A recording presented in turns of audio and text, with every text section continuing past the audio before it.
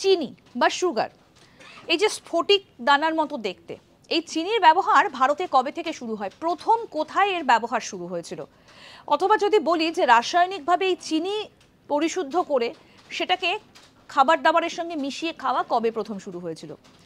ভারতে রাসায়নিকভাবে পরিশ্রুত চিনির ব্যবহার আজ থেকে 2500 বছর আগে দেখা যায়, কিন্তু এর অনেক আগে এইরকমই একটা কায়দা রপ্ত করে চিনির ব্যবহার শুরু হয়েছিল। চীনে এবং পশ্চিমে পারস্য এবং প্রাথমিক ইসলামিক বিশ্বের বিভিন্ন দেশগুলোতে চিনি ব্যবহার করা হতো এবং 13 শতকে এটা ভূমধ্যসাগরীয় নানা অঞ্চলে পৌঁছে যায়।